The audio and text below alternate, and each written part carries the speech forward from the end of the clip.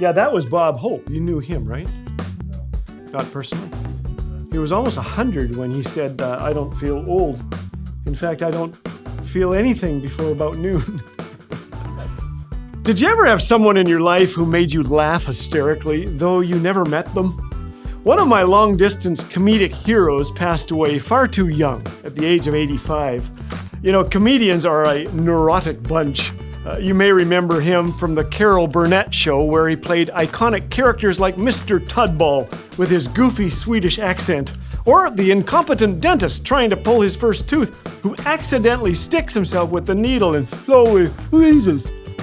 We pretty much wore out his movie The Apple Dumpling Gang, where he and Don Knotts took incompetence to a whole new level as would-be outlaws Theodore and Amos. Oh man. His how-to videos as the diminutive Scandinavian dwarf were filmed as he knelt with fake shoes attached to his knees. His perfect comedic timing stole scenes and left fans in stitches. His co-stars often found it impossible to stay in character while he did his thing. Known for going off script, he once told a story about Siamese elephants with their trunks joined together. He felt sorry for them. Normal elephants could make that trumpeting noise, but the poor Siamese elephants just went snorky. When one sneezed, the other's eyes would get real big, he said. This was completely new to his co-stars, and they couldn't keep it together. It's a hilarious moment in old-time television. He collected a Golden Globe and 6 Emmys, but far more impressive to me was this. His hilarity was suitable for the whole family. Some called him the King of Clean. He joked, I avoid all the language and nudity and violence and everything. I have enough of that at home. Have you guessed who it is? Probably Tim Conway. Go online sometime and watch his sketches. Be warned, you may end up on the floor. Tim once said, I don't watch a lot of TV anymore. It isn't the kind of thing you can feel comfortable watching with your kids. And I still feel that way even though my kids are in their 30s, he said. When asked why he steers away from dirty humor, he responded, if I wouldn't offend God, why would I want to offend an audience? Because in effect, those people are being watched over by the same person. Tim was tiny growing up. He said, when you're small, you're either funny or you get beat up a lot. And it's true. Making someone laugh is a much better way to solve a problem than by using your fists. Jesus became a big part of his life in high school when Tim was carried off the football field after getting hit hard in the back.